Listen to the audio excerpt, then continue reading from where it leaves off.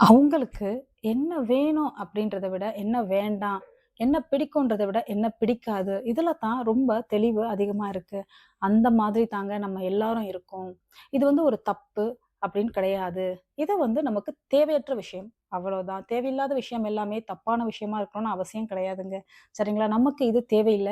நம்ம வாழ்க்கையில அடுத்த கட்டத்துக்கு நோக்கி போகணும்னு நம்ம நெனைக்கிறோம். இன்ஃபாக்ட் அவங்களுக்கு ஹோப்போனோபோனோ பத்தி தெரிஞ்சிருக்கு, இஎஃப்டி தெரிஞ்சிருக்கு, ஹீலிங் எல்லாம் கூட அவங்க பிராக்டிஸ் பண்ணிட்டு இருக்காங்க. ஆனா, அதெல்லாம் பண்ணா கூட அடுத்த கட்டத்துக்கு போகாம இப்டி மேல போறோம், திரும்ப கீழ வரோம். ஜானேர்னா முழம் சறுக்குது. இந்த நிலைமையில இருக்கோம் அப்டின்னா, அதுல அடிப்படையா இந்த ஒரு விஷயத்த நம்ம பார்க்கணுங்க. பொதுவா நம்ம வாழ்க்கையில மாற்றம் வரணும் அப்டின்னா, 2 விதமா நம்ம அத வந்து ஹேண்டில் பண்ணலாம்.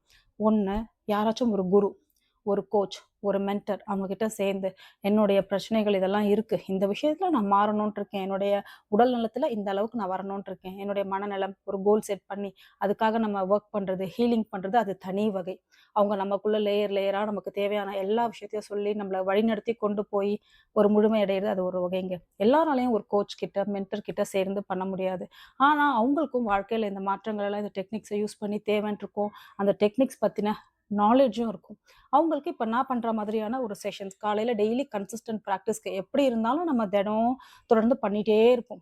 புரியுதுங்களா? காலையில எந்திரிச்சோம் அப்படின்னா, 5 மணிக்கு அந்த எல்லா நாளும் போய்க்கிட்டே இருக்கு. அது மாரி கன்சிஸ்டன்ட்டா ஒரு கம்யூனிட்டியா உட்கார்ந்து அத பிராக்டிஸ் பண்றது, அது ஒரு வகை. அப்படி இல்லைங்க, இந்த எல்லாத்தையும் விட எனக்கு வந்து இதுக்கெல்லாம் ஒத்து வரலைங்க. என்னால செய்ய முடியல. வீட்லயும் அந்த மாரிலாம் சேர எதுவும் விடமாட்டாங்க. ஆனா நான் எனக்குள்ளேயே வொர்க் பண்ணணும். எனக்குள்ள நான் ஏதோ ஒரு ஒரு விஷயத்த பண்ணி மாற்றத்த உண்டு பண்ணணும் அப்படின்னு நினைக்கிறீங்க அப்படின்னா, ஃபர்ஸ்ட்டு நீங்க செய்ய வேண்டிய விஷயம், எப்படி பேசுறீங்கன்றத கவனிங்க. "எனக்கு அதெல்லாம் பிடிக்காதுப்பா. எனக்கு அதெல்லாம் பிடிக்காதுப்பா. எனக்கு சாப்பாட்ல உப்பு ஜாஸ்தியா போட்டா பிடிக்காது." சொல்லக்கூடாது.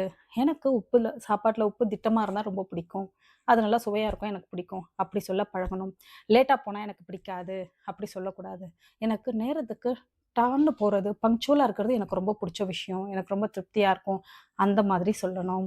"எனக்கு குண்டா இருந்தாலே பிடிக்காதுப்பா." அப்படி சொல்லக்கூடாது. "எனக்கு கரெக்ட்டான உடல் எடையில நான் இருக்கிறது தான் எனக்கு ரொம்ப பிடிக்கும். நான் லேட்டா எந்திரிச்சா பிடிக்கவே பிடிக்காது. நான் காலையில சரியான நேரத்துக்கு எந்திரிச்சுருவேன். இல்லன்னா 5 மணிக்கு எனக்கு எந்திரிக்கிறது ரொம்ப புடிச்சமான விஷயம்." இப்படித்தான் நம்ம பேச ஆரம்பிக்கணும். நம்ம வெளிய எப்படி பேசுறோமோ, அதே மாரி தான் நம்ம மனசுக்குள்ள பேசுவோம். நம்ம மனசுக்குள்ள என்ன பேசுறோம் அப்படின்றத நம்ம ஆழ்மனம் கவனிச்சுட்டுருக்கோம். வெளிய என்ன பேசுறோன்றத அது கவனிச்சுட்டுருக்கோம். லேட் ஆனா பிடிக்காது அப்படின்ற வார்த்தையில, அந்த பிடிக்காது, பிடிக்கும் அதையெல்லாம் ஆழ்மனசுக்கு வந்து தரம் பிரிக்க தெரியாது. லேட்டுன்ற வார்த்தைய கீவேர்டா எடுத்துக்கும். அத ஃபில்டரா எடுத்துக்கும். புரியுதுங்களா? அப்ப லேட் ஆகுற மாரி சூழ்நிலைகள் வர ஆரம்பிச்சுரும். குண்டானா எனக்கு பிடிக்காது. அப்படி சொன்னா, அந்த பிடிக்காதுன்றது அதுக்கு தெரியாது.